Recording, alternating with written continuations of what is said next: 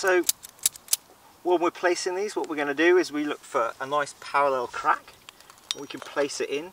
Now, this bit of rock solid, sometimes you can hear that's a little bit loose. I can move it, but that's solid. And what we're trying to do is when we place these is get them between, sort of, if that's 100% open and that's 100% closed, we're looking for somewhere between 25 and 75% open.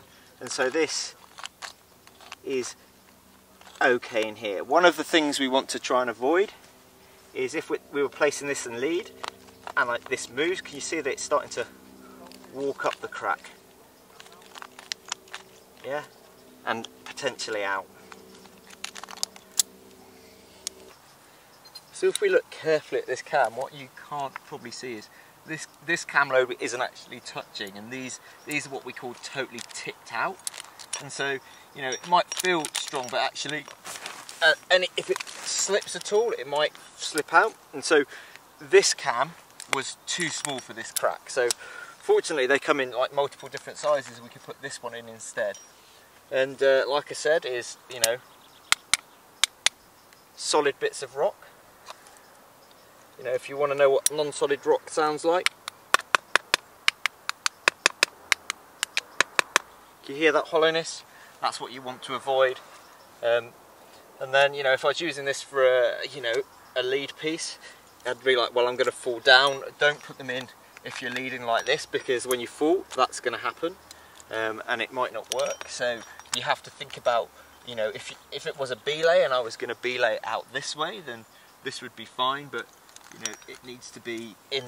You have to think of the direction of fall. It needs to be pulling straight down the shaft.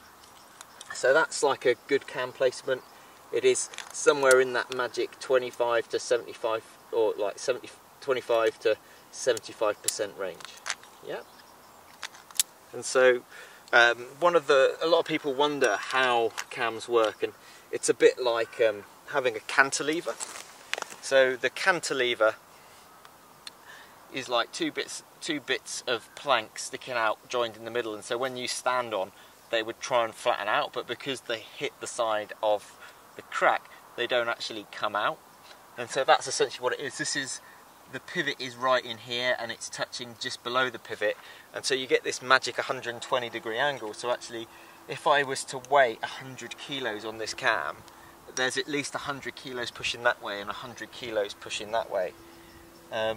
And so this is why you need to have solid rock with cams, is that they actually push out with at least twice as much force as you put in.